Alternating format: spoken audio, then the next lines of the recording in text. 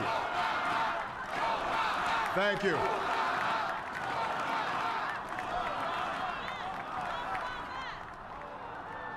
My fellow citizens,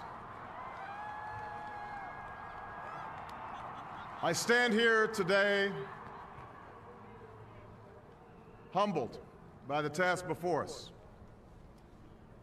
grateful for the trust you've bestowed, mindful of the sacrifices borne by our ancestors.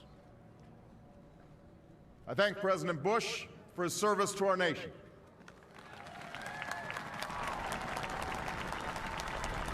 As well as the generosity and cooperation he has shown throughout this transition. 44 Americans have now taken the presidential oath. The words have been spoken during rising tides of prosperity and the still waters of peace. Yet, every so often, the oath is taken amidst gathering clouds and raging storms. At these moments, America has carried on not simply because of the skill or vision of those in high office, but because we, the people, have remained faithful to the ideals of our forebears and true to our founding documents. So it has been, so it must be with this generation of Americans. That we are in the midst of crisis is now well understood. Our nation is at war against a far-reaching network of violence and hatred. Our economy is badly weakened, a consequence of greed and irresponsibility on the part of some, but also our collective failure to make hard choices and prepare the nation for a new age. Homes have been lost, jobs shed, businesses shuttered.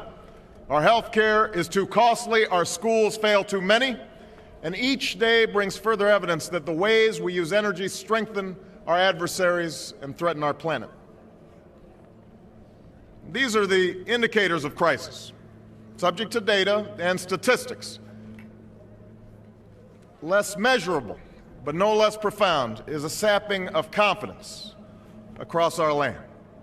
A nagging fear that America's decline is inevitable, that the next generation must lower its sights. Today, I say to you that the challenges we face are real. They are serious and they are many. They will not be met easily or in a short span of time. But know this, America, they will be met.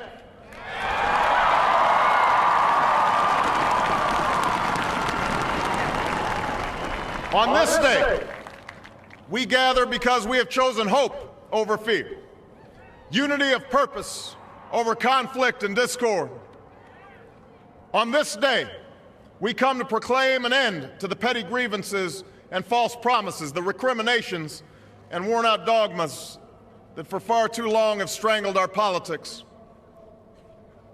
We remain a young nation, but in the words of Scripture, the time has come to set aside childish things. The time has come to reaffirm our enduring spirit, to choose our better history, to carry forward that precious gift, that noble idea passed on from generation to generation, the God-given promise that all are equal, all are free, and all deserve a chance to pursue their full measure of happiness.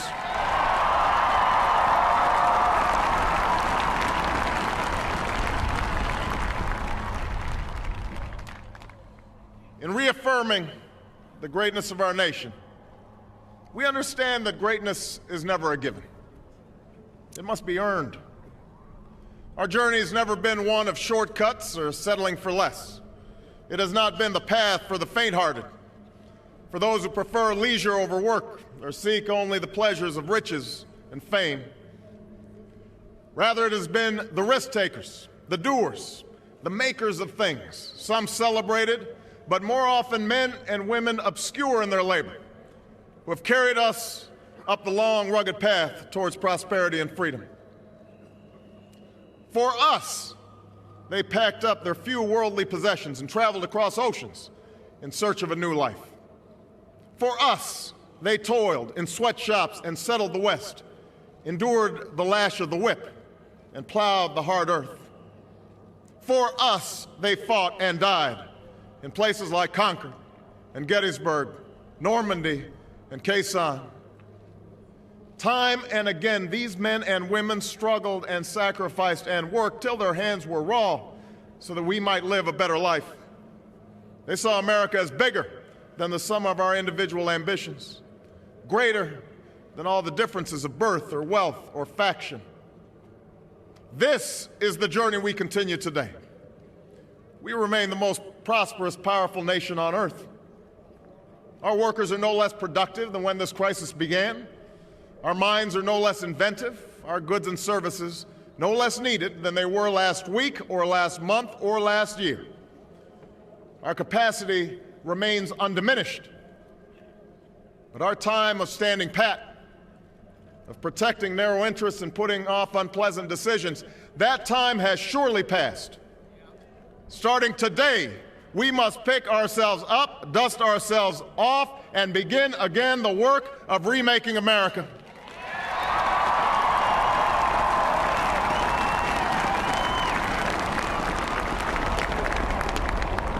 For everywhere we look, there is work to be done. The state of our economy calls for action, bold and swift, and we will act, not only to create new jobs, but to lay a new foundation for growth. We will build the roads and bridges, the electric grids and digital lines that feed our commerce and bind us together. We will restore science to its rightful place and wield technology's wonders to raise healthcare's quality and lower its cost. We will harness the sun and the winds and the soil to fuel our cars and run our factories, and we will transform our schools and colleges and universities to meet the demands of a new age. All this we can do. All this we will do. Now, there are some who question the scale of our ambitions, who suggest that our system cannot tolerate too many big plans. Their memories are short, for they have forgotten what this country has already done, what free men and women can achieve when imagination is joined to common purpose and necessity to courage. What the cynics fail to understand is that the ground has shifted beneath them, that the stale political arguments that have consumed us for so long no longer apply. The question we ask today is not whether our government is too big or too small, but whether it works, whether it helps families find jobs at a decent wage, care they can afford, a retirement that is dignified. Where the answer is yes, we intend to move forward. Where the answer is no, programs will end. And those of us who manage the public's dollars will be held to account to spend wisely, reform bad habits, and do our business in the light of day, because only then can we restore the vital trust between a people and their government. Nor is the question before us whether the market is a force for good or ill. Its power to generate wealth and expand freedom is unmatched. But this crisis has reminded us that without a watchful eye, the market can spin out of control. The nation cannot prosper long when it favors only the prosperous. The success of our economy has always depended not just on the size of our gross domestic product, but on the reach of our prosperity, on the ability to extend opportunity to every willing heart, not out of charity, but because it is the surest route to our common good.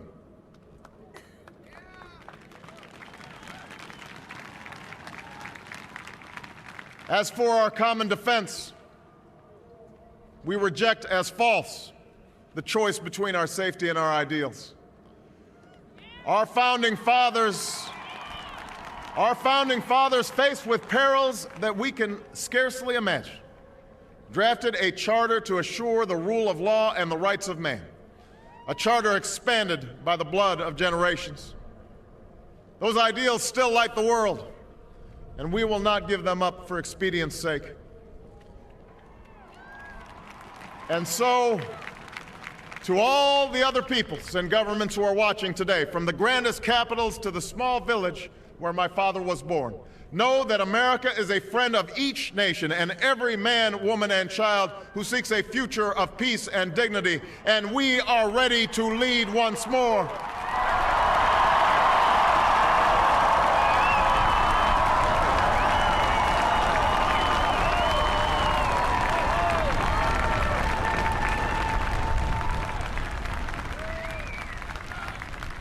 Recall that earlier generations faced down fascism and communism not just with missiles and tanks, but with the sturdy alliances and enduring convictions. They understood that our power alone cannot protect us, nor does it entitle us to do as we please. Instead, they knew that our power grows through its prudent use. Our security emanates from the justness of our cause, the force of our example, the tempering qualities of humility and restraint. We are the keepers of this legacy. Guided by these principles once more, we can meet those new threats that demand even greater effort, even greater cooperation and understanding between nations. We will begin to responsibly leave Iraq to its people and forge a hard-earned peace in Afghanistan. With old friends and former foes, we will work tirelessly to lessen the nuclear threat and roll back the specter of a warming planet. We will not apologize for our way of life, nor will we waver in its defense. And for those who seek to advance their aims by inducing terror and slaughtering innocents, we say to you now that our spirit is stronger and cannot be broken. You cannot outlast us, and we will defeat you.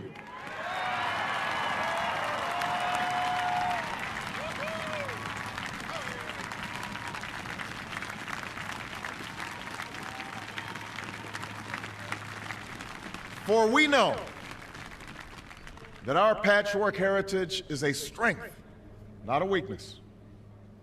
We are a nation of Christians and Muslims, Jews and Hindus, and non-believers. We are shaped by every language and culture, drawn from every end of this earth. And because we have tasted the bitter swill of civil war and segregation and emerged from that dark chapter stronger and more united, we cannot help but believe that the old hatreds shall someday pass, that the lines of tribes shall soon dissolve, that as the world grows smaller, our common humanity shall reveal itself, and that America must play its role in ushering in a new era of peace. To the Muslim world, we seek a new way forward based on mutual interest and mutual respect. To those leaders around the globe who seek to sow conflict or blame their society's ills on the West, know that your people will judge you on what you can build, not what you destroy. To those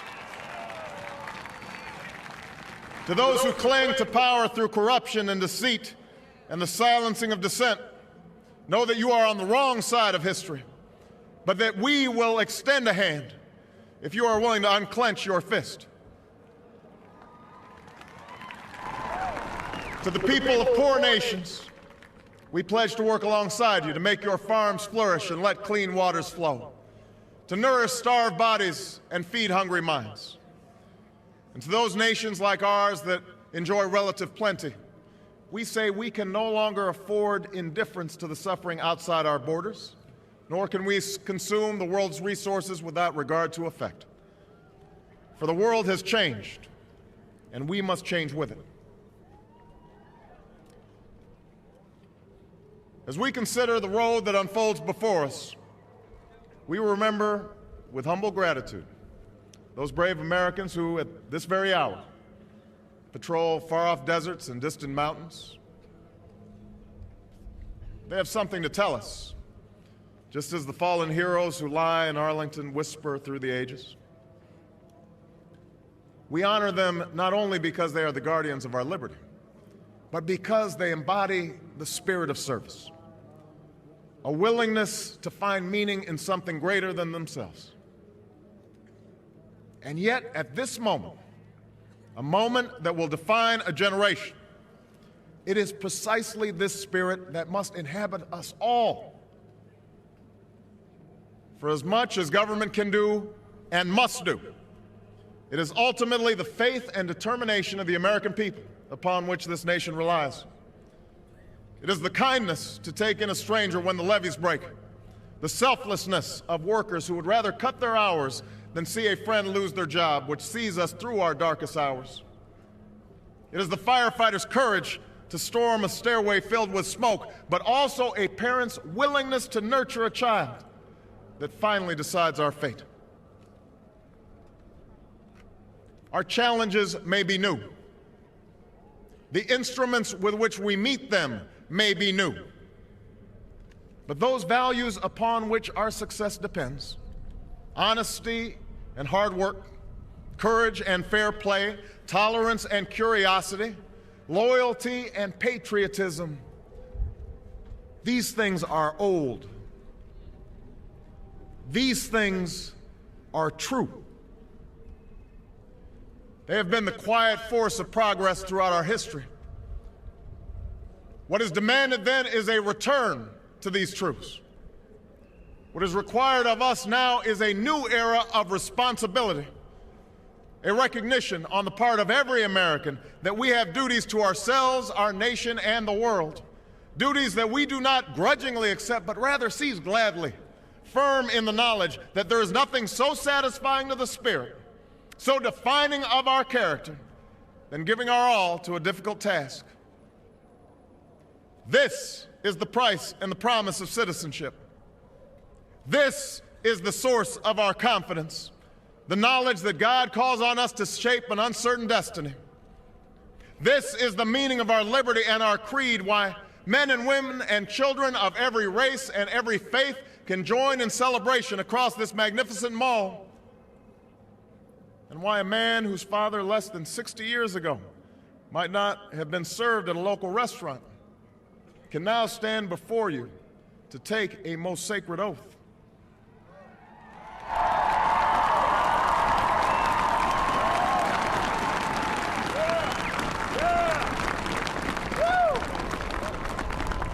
So let us mark this day with remembrance of who we are and how far we have traveled. In the year of America's birth, in the coldest of months, a small band of patriots huddled by dying campfires on the shores of an icy river. The capital was abandoned. The enemy was advancing. The snow was stained with blood. At a moment when the outcome of our revolution was most in doubt, the father of our nation ordered these words be read to the people. Let it be told to the future world that in the depth of winter, when nothing but hope and virtue could survive, that the city and the country, alarmed at one common danger, came forth to meet it. America, in the face of our common dangers, in this winter of our hardship, let us remember these timeless words. With hope and virtue, let us brave once more the icy currents and endure what storms may come. Let it be said by our children's children that when we were tested, we refused to let this journey end, that we did not turn back nor did we falter, and with eyes fixed on the horizon and God's grace upon us, we carried forth that great gift of freedom and delivered it safely to future generations. Thank you. God bless you. And God bless the United States of America.